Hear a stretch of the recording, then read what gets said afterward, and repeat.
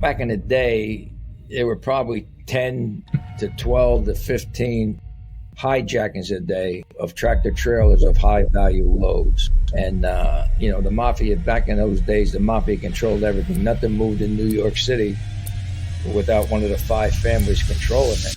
Welcome back to another episode of Cold Red.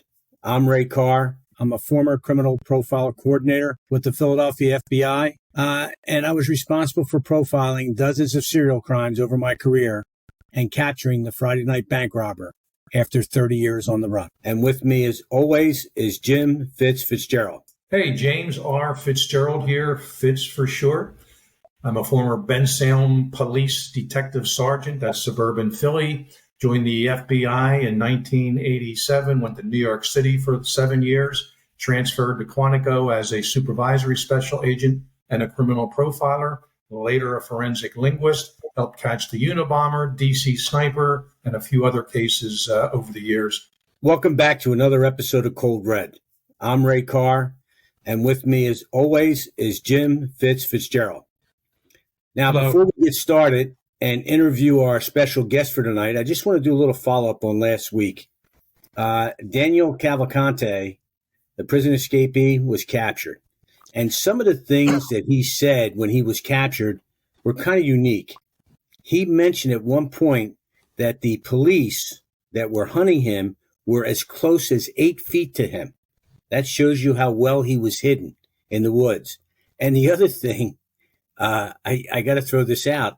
Just this past Sunday night, there were 9 juveniles that escaped from the Abraxas home up in Berks County, which is near Reading, Pennsylvania, which is about an hour and 15 minutes west of Philadelphia in the state of Pennsylvania. And by Monday morning, they were all caught, all 9. And 4 of them knocked on somebody's home to surrender because they were cold and hungry. So... Real gangsters. Real gangsters, exactly. Real gangsters. Well, I'm going to switch gears a little bit here. Our guest today is retired FBI agent Joseph Pistone. Joe is well known for his groundbreaking undercover work in organized crime and the author of 2 books, The Way of the Wise Guy and Donnie Brasco, My Undercover Life in the Mafia, which was made into a feature film starring Johnny Depp and Al Pacino. Joe, it's a pleasure to have you on. Thank you for joining us. Well, Hi, Joe. Thank you for having me. And you might want to throw in another book. It's called Unfinished Business, and it's actually the second book. The first book was Donnie Brasco, My Undercover Life in the Mafia, and Unfinished Business is a follow-up to that. It deals with information that I couldn't reveal because I wasn't finished with all my trials. So, Unfinished Business. Yeah. Unfinished Business. You heard it here first. Hey, grab him. Joe's still got a couple grandchildren he's got to put through college. So buy the books up if you can. I know, you didn't know this, but Joe joined us last Tuesday at Wilmington University for the True Crime Lecture Series. And we had over 300 people in attendance. And what a show Joe put on. People were glued to their seats. He kept saying, am I putting you to sleep? And everybody goes, no. They wanted to hear the story. He says, well, I'll tell the story next time I see it. And he had people, no, don't do that to us, right? But Joe was just unbelievable and so entertaining. He kept people glued to their chairs for 2 hours. I don't know if we'll get him that long tonight. But when you talk about Joe Pistone, you talk about, and everybody knows you as this Donnie Brasco in the Mafia, but it didn't start there, Joe. It did start. Where did your undercover career first start? Well, it actually first started in my first office, which was Jacksonville, Florida, and I worked. Back in those days, we didn't really have an undercover program. There were probably about maybe 15 of us throughout the whole country that were doing short-term undercover. What I mean by short-term is buy bus deals. An informant brings you to somebody that might have stolen art or stolen jewelry, and you get the introduction. You make a couple buys, and then you arrest them. So I did that. Also, back in the day, we worked a lot of gambling cases, interstate gambling. So I would go into gambling houses and gamble and gather information, and then either the FBI conducted a raid or the local police would conduct a raid. But that's how I started, actually, and it was short-term operations because we had no real undercover program, and we had no long-term cases that we worked. That was a great proving grounds for you, Joe, or any agent to start. A couple hours here, a day or two there. For you to have been put into the whole New York mob situation with none of this experience behind you, it would have been much tougher. So, and of course, the whole undercover thing was completely different back then. Now it's very well organized, but you kind of invented a lot of it as you went along, right?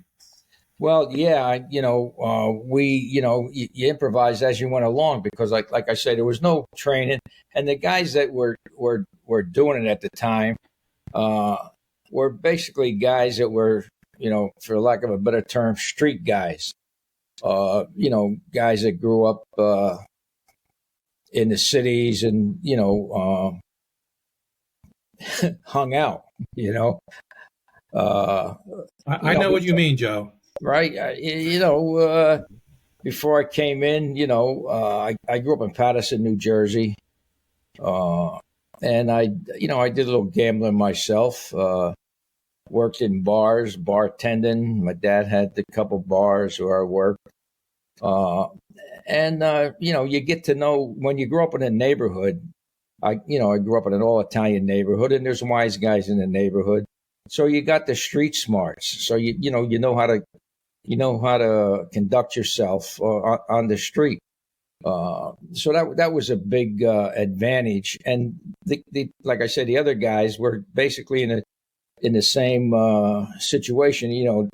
They weren't all Italian, but they didn't grow up with silver spoons in their mouth, so to speak. And you got to have that. You got to have the street smarts to be a good undercover agent. You got to be aware of everything that goes on around you. So situational awareness plays a big part. But you talked about one trait or one skill, just being street smart. And I guess you learn these things as you went along, as Jim said. But if you looked and you had any, if someone wanted to work undercover today, what type of skill set would they need? What type of traits would they need in order to be able to be successful? Yeah, well, along with those street smarts, I attribute mental toughness, and what I mean by that is you got to be able to focus on what you're doing. You have to be able to focus on the task at hand, which is the job, and you have to be not have an ego, but you got to believe in yourself. You guys heard the term, I got to find myself. Yeah. Where'd you get lost? So you have to have a mental toughness to again stay focused on the task at hand, and also when I teach young undercovers, I want to make sure that they're committed to their organization. And that's another thing. You have to be committed to your organization. And that's the way you get committed to the operation, because you don't want to do anything to embarrass your organization, or, you have to remember there's other people working on this undercover case. You may be the undercover, but you have people that are handling all your paperwork, et cetera, et cetera. So if you screw up, it's a reflection on them too. So besides the mental toughness, I like to have somebody that Well, definitely, I don't want anybody that has any problems.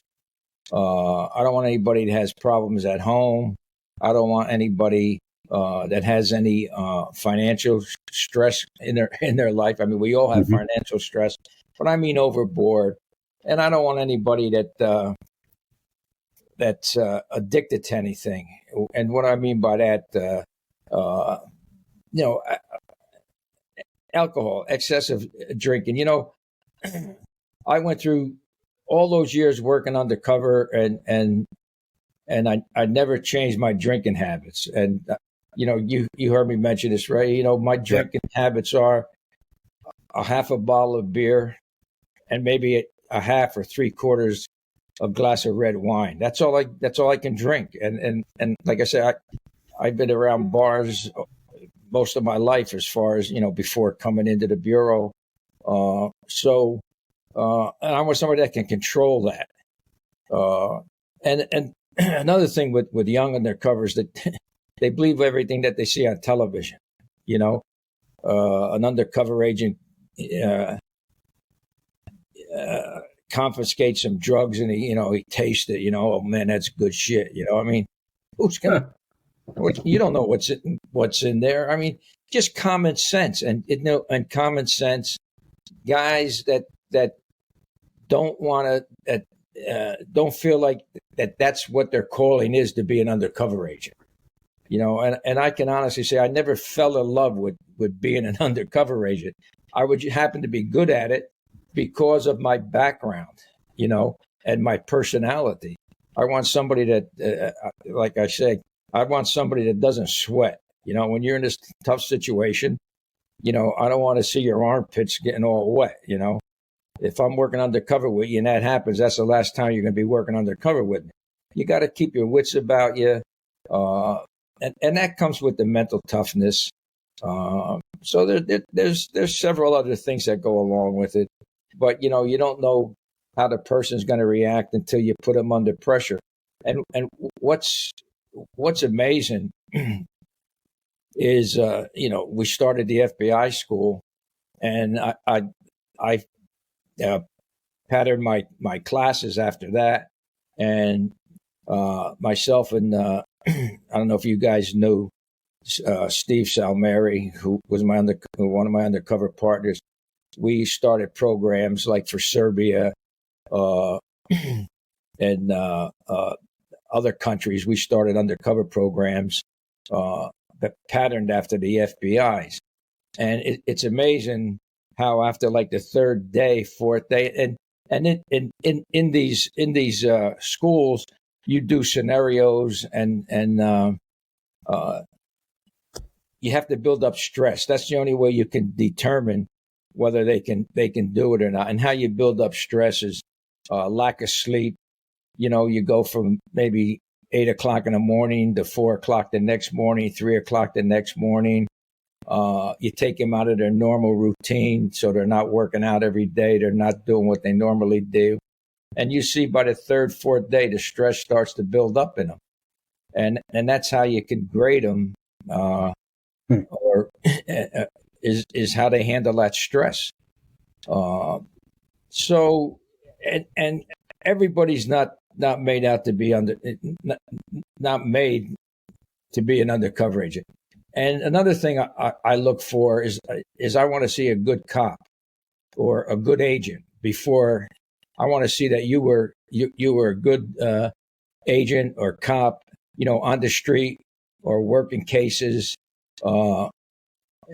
because and a self-starter. You have to be a self-starter, because if you're not, when you're working undercover, nobody's telling you got to do A, B, C, and D. You got to do it yourself.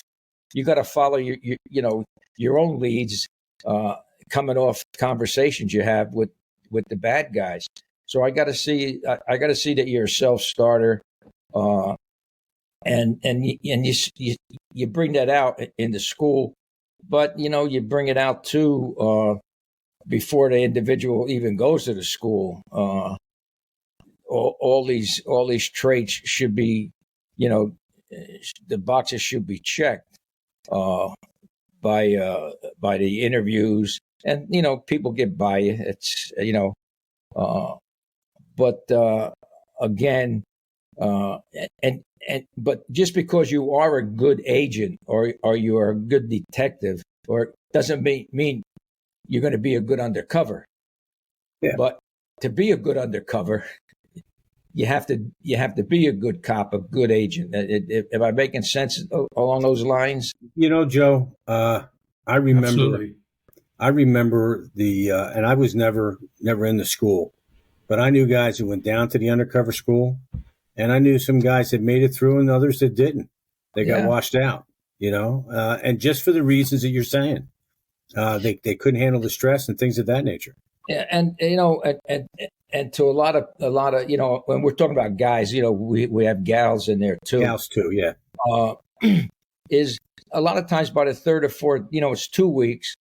And once the school starts, it goes through the weekend and everything. There's no time off. And a lot of times by the second, third day, people are leaving on their own. They say, "Oh, I didn't think this was going to be like this." So and today you need the training. Because you have to know the laws, you have to know what you're. Back in the day, and I find this with a lot of police departments. And I'm against sending a rookie out working undercover. And I know when we started this program, we tried to have it. You had to be in the bureau 5 years, but due to politics, they whittled it down to 3 years. But you have to know your organization. You got to know what the organization is about.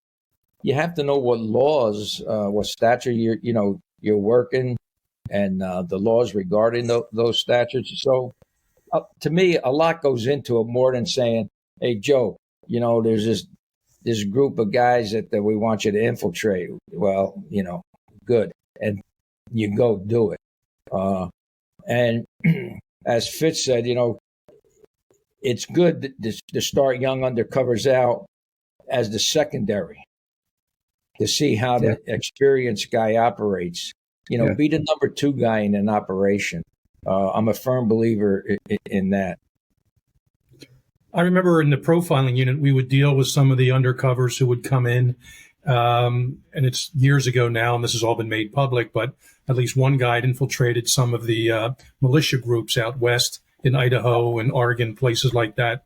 And he would come back and tell me some fascinating stories, and we would help him sort of further his fake persona in terms of how he was dealing with these guys. So yeah, not everyone would fit into, not one undercover person would fit into every scenario. There's white collar undercover operations, of which I was familiar. There's Wall Street, which is white collar. But I remember a female agent I know, went undercover in the medical industry because of all kinds of fraud happening there. Our friend Jim Clementi, who we had on last season, you may have crossed paths with him, I know Joe. Jim. But he went undercover on Wall Street for about 6 months. Yeah. And I met him once about 3/4 through when the poor guy was so paranoid. He'll joke about this now, but he would run into people on the street. And this probably happened to you. And you hear someone, of course, you had a different name. I think a lot of the logic in undercovers keep the same first name. Yeah, you keep your first name. And you didn't. I preach that, all you want to do is change your last name. But, yes. My middle name is Donald. So it wasn't, it wasn't a far stretch. So, but yeah, you want to keep your first name, so you're always answering to it. But and that's why I say you got to have a low anxiety level because you can't get paranoid over everything, and you got to be level headed. And I tell the students is that never change your personality. Be who you are, because everybody has a personality, and the wise guys don't change theirs, or the gangsters don't change theirs, and that's why when I was in the unit, the safeguard unit, I interviewed hundreds and hundreds of undercovers, and they'd come in from the interview and they think they're still working undercover. they got this other personality. It's like, whoa, this is not who you really are. Well, I can't get out of character. Well, don't get into a character. Be your own character, and you won't have to worry about going in and out. Right. Right. Good points. Good points. And it's a hard thing to get through to guys and again, gals, is be yourself, because everybody has a personality. And, gangsters don't go from A to B personalities. They're who you are. This may come across to some of our audience as sexist, but I know there are some female undercovers. They don't want to do the long-term things. Maybe they have families. Maybe they have kids. Their job, perhaps they are attractive looking and they fit a certain bill. They'll fly them in for a weekend and they portray the girlfriend of an undercover guy. Because he has to explain why he's not hanging out with chicks, why he's not, hanging out with a stripper or whatever the deal may be. My girlfriend's out west. She flies in, attractive, good looking. Everyone says, I understand why you're doing your thing. So you can have a 1 or 2 day undercover like some of these females, or conceivably a guy do the same thing. But of course, Joe, not everyone does what you did 4 years plus in assuming a role such as Donnie Brasco.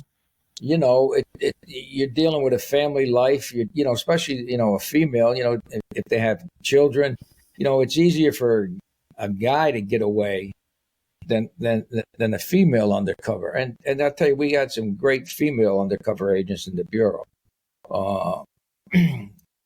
But the ones that are married and have kids, that's a perfect scenario for them. You're the number 2, you can come and go.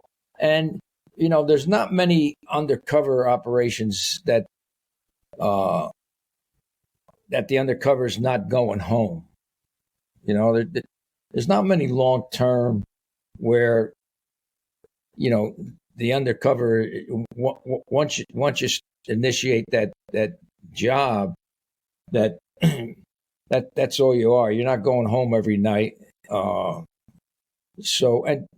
from what I understand, it's tough to get anybody to do any long term anyway. Nobody wants to give it up. Nobody wants to give up their life.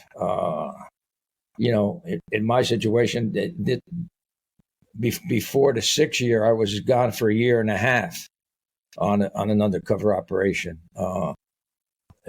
I infiltrated a car theft ring up and down the East Coast that we were stealing made-to-order automobiles. You came to us and said, I want a Mercedes-Benz, and we took your color you wanted. We took all the extras, and then we go to a Mercedes-Benz dealership and hook it for you. Do all the paperwork. And then, then I get back to New York, and Guy Barata, was my supervisor, and he had this idea, but it wasn't for 6 years. Nobody, nobody figured it was going to go that long. But, once you get into a certain group, how are you going to get out? Not how you're going to get out, but you're gathering so much information, and, getting into the Mafia was like, whoa, nobody's done this before. So we just kept extending it. Let's talk about that a minute. How did that come about? How did that idea come up where he said, you know what, Joe, we want you to penetrate the Bonanno crime family? How did that even come about? And how did you build your backstory? Well, I had a when I say old timer, he was supervisor by the name of Guy Barata, who's the head of the supervising the truck squad, a New Yorker, had done undercover work. There were, back in the day, there were probably 10 to 12 to 15 hijackings a day of tractor trailers of high value loads. And, the Mafia, back in those days, the Mafia controlled everything. Nothing moved in New York City without one of the 5 families controlling it. So the idea was to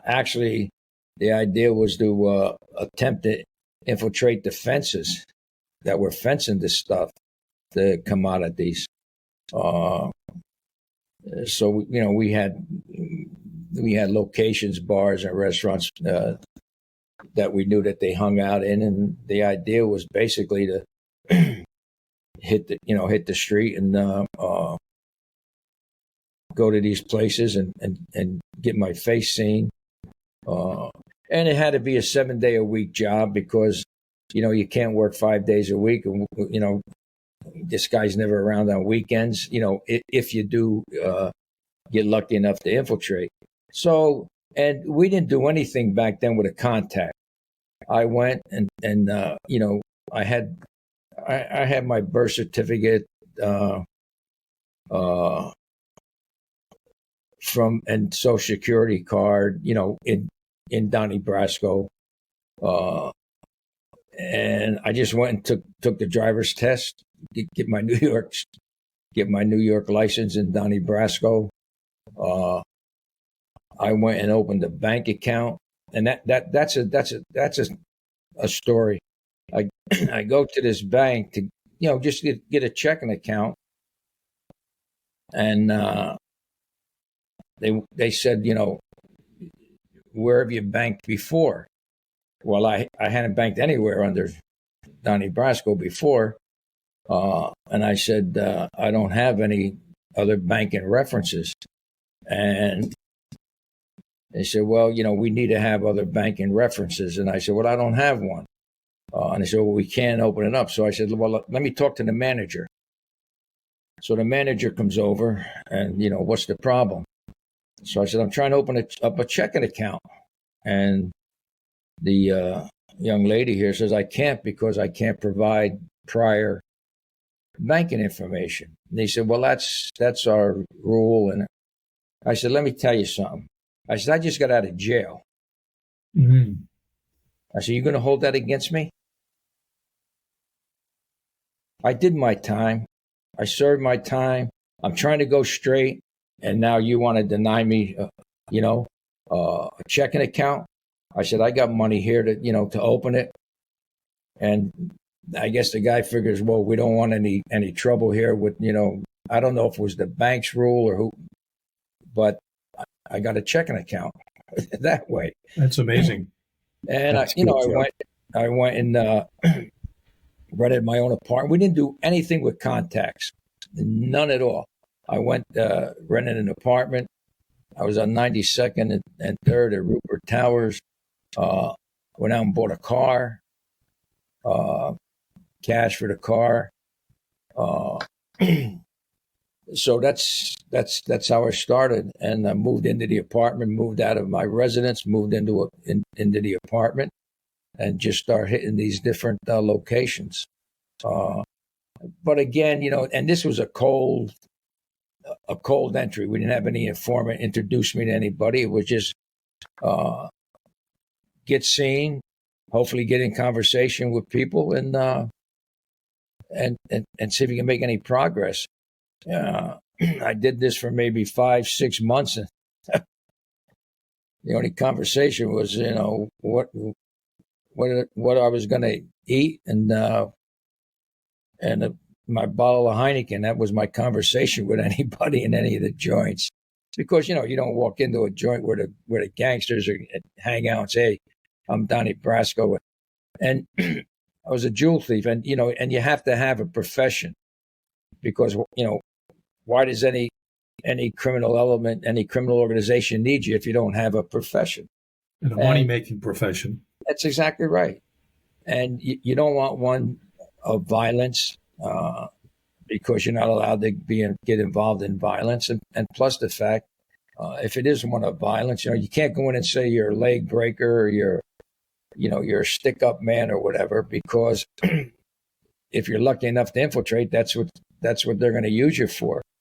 So it was a jewel thief. And that's another thing, too. Whatever you say your profession is, you better know it. So I went to school, learned about diamonds, precious gems, learned all about being a jewel thief, and went for there. And like I say, after about 5, maybe 6 months, I was lucky enough to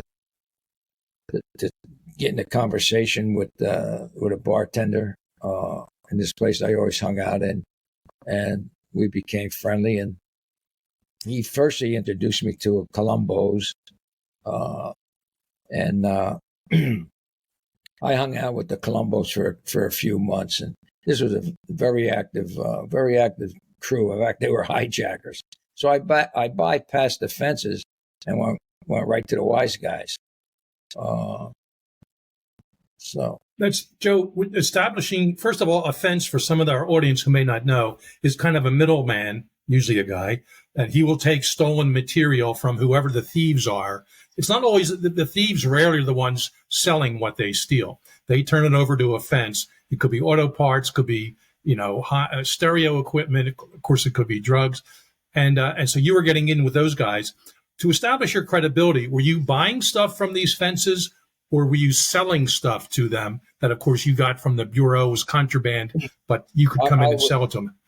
Once I infiltrated, I was selling. I would get diamonds, I would get watches, I would get other jewelry from the bureau, and hey, I just you didn't have to say I got it in a heist, because once it became established that I was a jewel thief, where else would I get it? When you sell it at swag prices, so they know that you're a jewel thief. So yeah, basically. Now I did buy some stuff, like you buy stuff, and for the reason I think I can get rid of this uptown, downtown, or wherever. But mostly you sold it. Yeah. So while you're getting involved, what's your real first contact with anybody that's a made member of one of the crime families? What's your real first contact? Well, the first contact was in this one bar I used to hang out in, and actually was 4 or 5 blocks from my apartment, and the contact was with. And that's another thing too. You have to know your target group. You got to know who you're going against. You have to know everything about them. You should know if they have any rules, regulations, and the mafia does. The mafia has some rules that'll get you killed, and they got other rules that will just not show you any respect. And some of the rules of the mafia that'll get you killed is, if they think you're an informant, they think you're a snitch, stealing money from the family, that'll get you killed, disrespecting somebody above you. In other words, if you get into an argument with a made guy is somebody that's been officially inducted into a particular mafia family. If you get into an argument with him, you can't insult him in front of other people during that argument. If you do, and you're not a made guy, if you do insult him, he has the right to do with you what he wants. And another rule that definitely get you killed is you can't lay your hands on a made guy. You get in an argument with a made guy, and you're not a made guy. And you physically handle them, you're going to get killed, and you might even get killed if you're a made guy. It depends on who you're messing with. And another rule is you don't fool around with a wise guy, made guy's wife, daughter, or girlfriend. That'll get you killed. So before you go undercover, you should study your target group. And that's another thing most undercovers don't do. They don't study their target group. They don't know, all the ins and outs of the organization. But you should, because if you know them, it'll help you infiltrate, and more importantly, it'll keep you alive while you're in there. Well, in this one place I was hanging out in, it actually was a Lucchese. And I used to stop in there a lot because it was, like I say, 4 or 5 blocks from my house. And it was a place we knew that Lucchese guys hung out in. And they used to come in there, I don't remember, Wednesday or Thursday, and have dinner with their girlfriends. After a couple and I would always sit at the bar. After a couple times, I note I come in there one night, and one guy is missing, but the girl that was with him was there, and during the course of the evening, she gets up and goes to the ladies' room, and she comes back and she stops and she says hello to me, and not want to disrespect anybody, I say hello. Well, when she goes back to the table, I motion to the bartender to come over. Now, I never talked to this guy except ordering my food. And I said to him, and I don't call him by his name. I know his name, but I was never introduced to him, so I don't call him by his name. I said, I want to go on record. And that's a mob term. I want to go on record. I did not ask that young lady to stop and have any conversation with me. He just nods his head. And well, this happens like 3 or 4 more times. And every time I say that to him. And then after about the 4th time, he says, hey, look, he said, if you want to talk to her, you can talk to her. Her boyfriend went bye-bye. Okay. As I told Ray, he didn't go to Disneyland. No. That means something else in mob world. Yeah. So now the guy, what does the guy know? He knows, hey, this guy's a street guy. He knows enough not to get into conversation. He knows enough to tell me that he wants to go on record. So then he finally starts talking to me. And then the next time I come in, he introduces himself. He says, hey, I'm Charlie. And I said, I'm Donnie. That's all I tell him, I'm Donnie. Because, these guys, they don't introduce themselves like normal people. They don't use their last names. They use their first name or they use their nickname.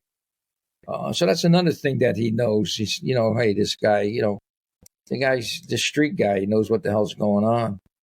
And then another time, he says, you like to gamble? I say, yeah. He says, well, when I close up, I'm going to an after-hours joint. You want to go? So I said, yes. So that started the ball rolling. He doesn't introduce me to anybody, but I'm with him, so nobody questions me. But he never introduces me to anybody.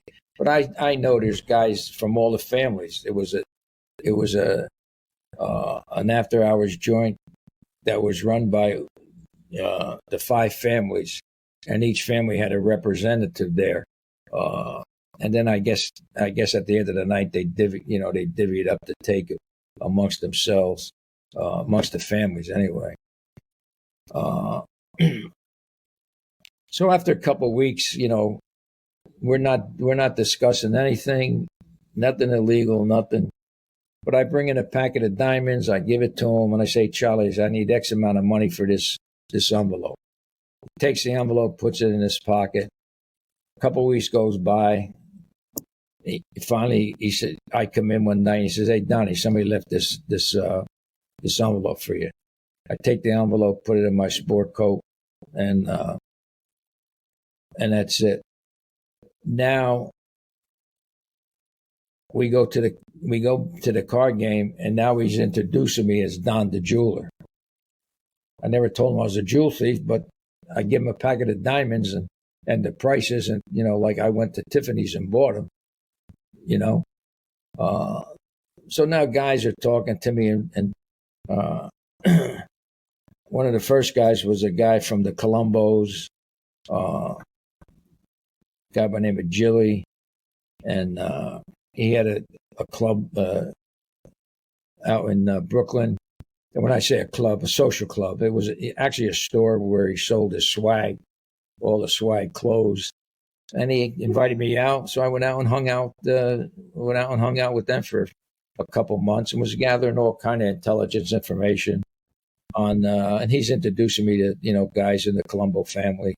So that's how it started. The first family was actually the Colombos. Yeah. Joe, this would be a good place, real quick, for our audience again, who maybe aren't mobsters or maybe don't know all that much. New York, for 100 years now, maybe longer, has been divided up and controlled by 5 families: Gambino, Lucchese, Genovese, Bonanno, and Colombo. They have different turfs, right? They have Correct. different entrepreneurial aspects in which they're involved: hijacking, drugs, prostitution, gambling, right? And they pretty much follow the rules most of the time, and there is not too many internecine wars between them. Is that how you would explain it? Yeah, that's a perfect way to explain it. And they are divided up into sections that they can conduct illegal business. And one family can't go into another family's territory to conduct illegal business without the permission of the family that runs that territory or owns that territory. But yeah, and it's the way it was across the country.